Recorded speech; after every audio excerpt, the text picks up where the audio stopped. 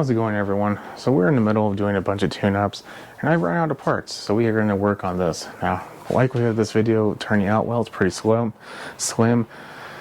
but given the age that we live in, electronic devices and leaf blowers such as this, in fact, I own one, it's going to be more of a norm rather than the rarity.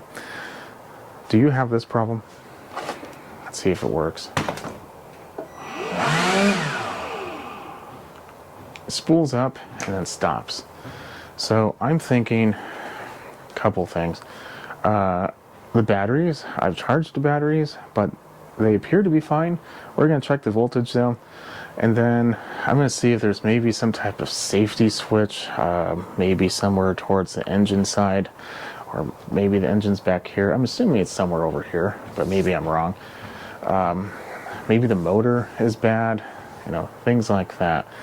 I don't suspect that the motor's bad because it's starting, but it still could. Electronic motors are a little finicky sometimes.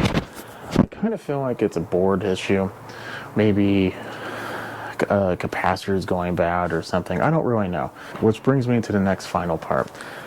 If you are expecting me to know everything on this machine, you are definitely mistaken. Electronics are not my forte yet. I am going to be learning, but until I get to that point, they're not my forte. So let's go ahead and take a look at the batteries. Okay, this says it should be 20 volts. On there it says positive and negative. So they made it easy on us at least. Let's check the voltage here. Let's see, where is it?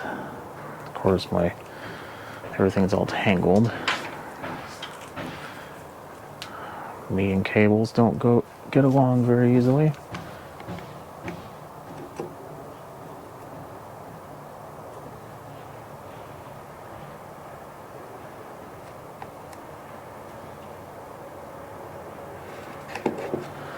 I might get a better multimeter. I never really trust this one.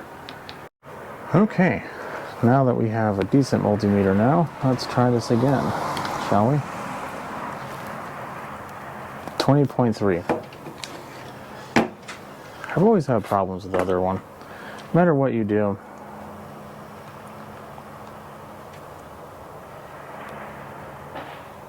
.6 or 2.6. So that one's not great, but I don't suspect that would be an issue, or at least not entirely. Maybe what I will do is I will put it on the charger while we kind of look at a few other things. See what this charger says. The charger does say it's charging, so could be the problem. Now, another thing that we could be looking for is like a dirty contact somewhere. And contacts don't really look all that dirty, actually. They have bright metal, and I don't think that's a problem. They all look pretty clean. On the plastic around it looks far from clean. Let's see here. Let's see if we have like a safety switch or something here. I don't see anything. Okay, let's turn this off so I don't waste my batteries. I think our next step here is to take out the screws and kind of split this and see what the insides look like. In the middle of me doing that, everything says it's fully charged now. So let's see if it is. It seems odd. It would take only a minute. We might have found our problem.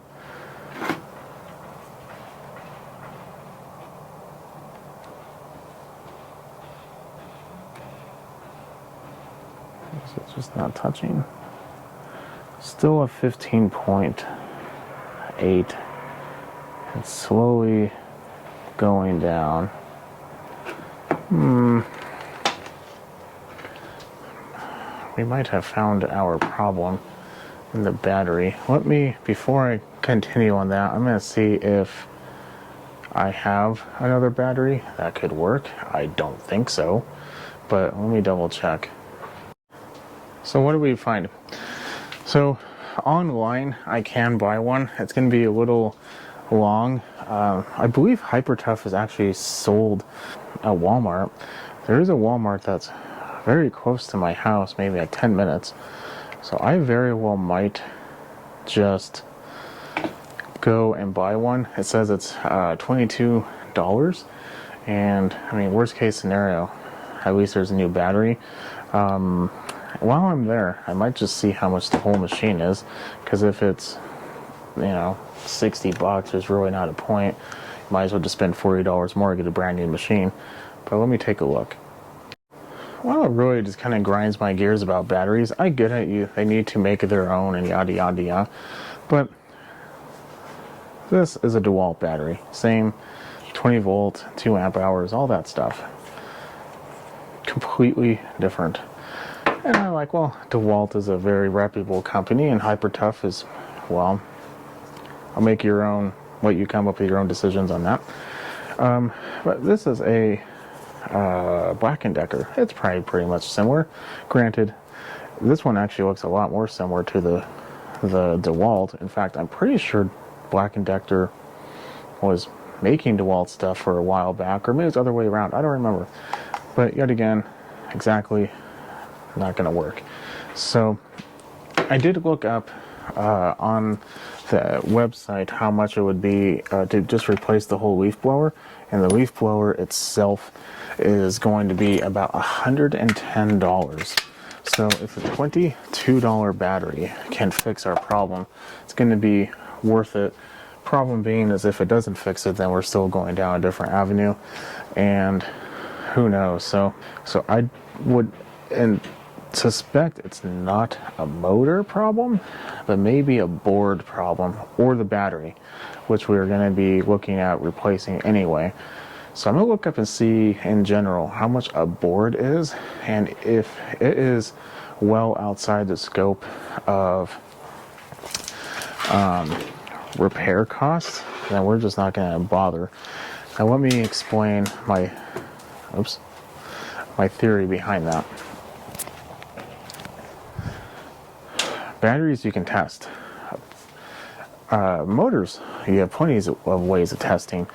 Board, I mean, I'm sure there are ways, but if you already eliminated 2 of the 3 pieces, I mean, that's really about it. So I'm going to look at the diagram and see if I'm right about that. More bad news. I've spent a good, 20 minutes trying to find any information on this machine that wasn't just to buy it. And I found manuals, I found other places to buy it, I found lots of different things. But the problem comes in, I did not find any parts. Any parts. So that's usually not a good thing. I'm going to go out, get the part, and then it'll probably be tomorrow morning. It's getting a little late. It's time to make dinner. I will go ahead and do that, and then we'll come back. And here we are a couple days later. I have one of the batteries in. Now, that is a new one. I decided to do this for 2 reasons. I have a second battery here that's brand new. So the reason is this battery is $20. For $30, I can get 2. And if one of those batteries is starting to go bad, I'm sure the other one's probably not that far away from it as well. It is a risk because I don't know if that's the problem. After looking at it, there's really not a whole lot more I can do, with the exception of maybe disassembling the board and finding anything that might have been damaged, which is not going to happen with the machine at this price point. So we have a second one, and I'm hoping it's going to work out. The funny thing is, my local store didn't have one of these. I had to use their online app. And if you do anything under $25, you have to pay $7 shipping. So it's now $27 for one battery, or $30 for free shipping. Now the funny part is, the reason why that was already on there is the same day I ordered it, it was delivered by some dude in the back of a Kia Soul, and then 2 days later, this one was delivered by FedEx. So, yeah. Delivery's hard and complicated, I guess. So let's cross our fingers and see if this works. So remember, it would turn on and then turn off within like a half a second.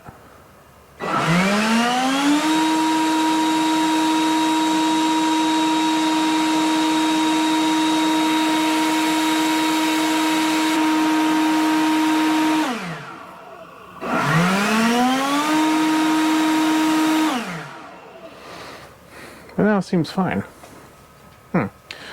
I think what I'm going to do is I do have a little bit of leaves to blow around. I'm going to use this for maybe like a minute or two, maybe a little bit more. Maybe I'll go in the backyard. I'm not going to film that because that's probably as entertaining as watching paint dry. I literally just got done using this my entire area that I needed to, and then I went to my backyard, did that, did a couple areas I didn't need to. Good solid 5 to 7 minutes of full everything, not a single problem. Let's see if it starts up again.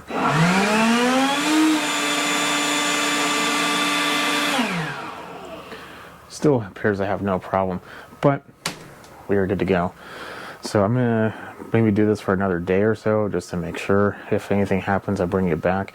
But I'm feeling pretty confident in that because of the battery we took out being so bad, and now we have good 2 new batteries and everything looks like it's doing well.